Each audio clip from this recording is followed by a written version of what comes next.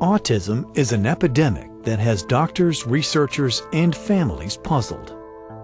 And while the controversial debate on what causes autism continues, parents are left struggling to find their own solutions on how to most effectively treat the disorder. But despite their frustration, many parents are following their intuition that their child can get better. These are the stories of hope and success. The pediatrician was always saying, boys mature slower, they talk later, he's just active, blah, blah, blah.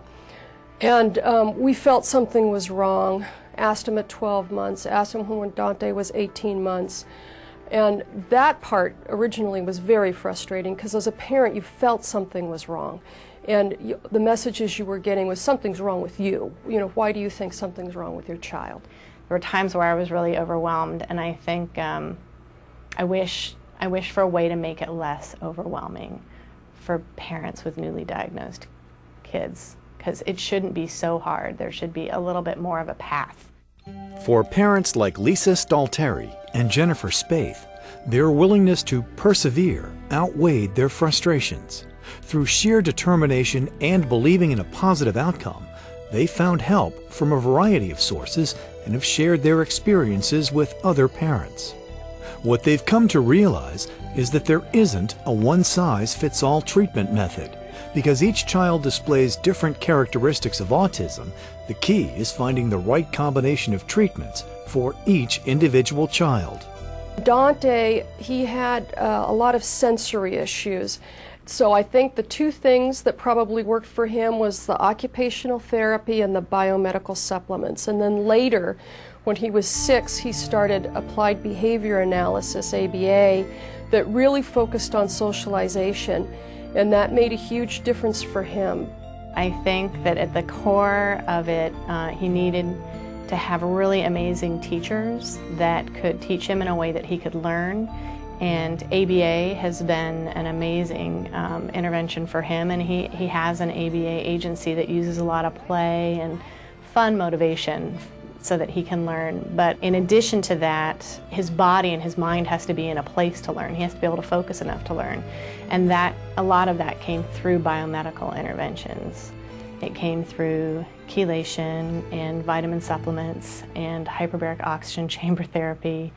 Through trial and error, support from other parents, and working with caring professionals, these parents have seen their children do things that were thought to be impossible for people with autism. When you start to see something in there and you start to see a little person responding to you, it gives you such hope. I mean, you think, well, maybe he can go to school, maybe he can have a life, maybe he can live independently, maybe he can have friends. He's a normal boy. I mean, he's charming and beautiful, and he hugs me and he laughs. He seeks out friends now. That was never possible when we started. The biggest thing with my particular child, they're all different, but the biggest thing is listening to her. She actually tells you what she needs, and if you listen to her, she'll tell you. And I listened to her finally, instead of listening to everyone else. And she basically said she needs more recess. She can't sit for that long.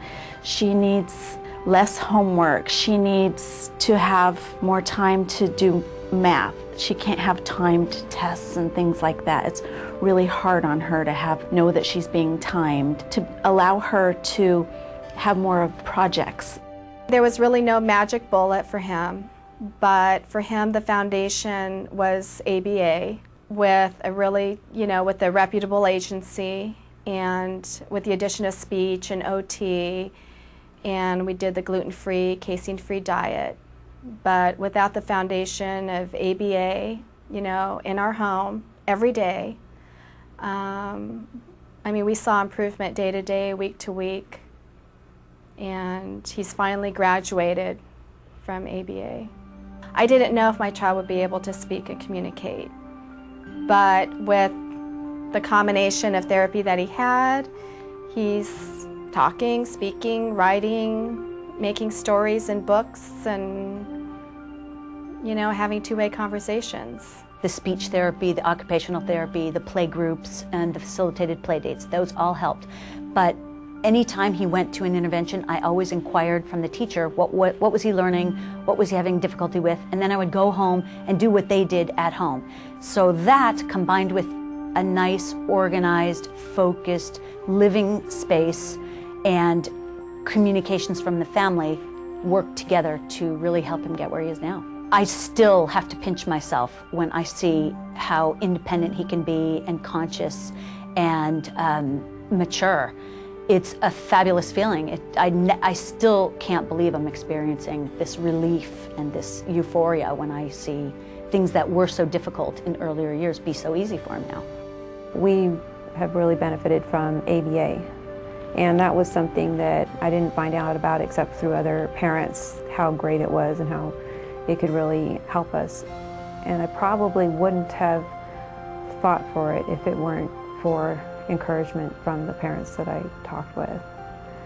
So by networking with other parents of special needs kids, it encouraged me to pursue the ABA, and it has been the one thing that I think has benefited us the most. Amanda is this amazing child. She's really, really creative. You never know today where she started out. She had what's referred to as floor therapy. So we worked with a clinical psychologist and we would do role plays with her. So we would use stuffed animals and puppets and toys, and now, you know, you see her sparkly blue eyes and she's got, you know, her personality shows through. This group represents merely a fraction of the parents who are trailblazing their own path in an effort to find the best treatment options for their children. Their stories are many, too many in fact for this documentary, and they know there are more success stories to be shared. These parents want to encourage families who have children with autism to come forward and share experiences in the hopes of bringing more attention to these inspiring solutions. What we have started to notice is that so many of the families that we work with who have children with autism are seeing a really big improvement in their children. And we're seeing it in such a widespread way that we thought it was time to really pay attention to that. If certain kinds of treatments are working for large numbers of people, then that's important information for everybody who works with children with autism to have, for school districts, for teachers, people who are making decisions about the money that goes to autism treatment. So I think it's really important information to have to base sort of the further goals of how autism is treated. As the quest to find the cause for autism continues, there are parents on their own mission to find the best course of action to improve their children's lives. Together they are sharing their stories and helping other families along the way. If you have a child with autism, you should know that there is hope. My child and many others are improving. It hasn't been easy, but all of us have found the right mix of treatments that work for our children. We can help each other out by sharing success stories. Please help us get the word out to parents, teachers, doctors, researchers, and decision makers. Together, we can find the best path for each child. Now is the time to speak up. You are not alone. We can make our children's lives better, together. One story at a time. We need to hear from you. For more information on how you can share your story, log on to PARCA.org or call the number on your screen.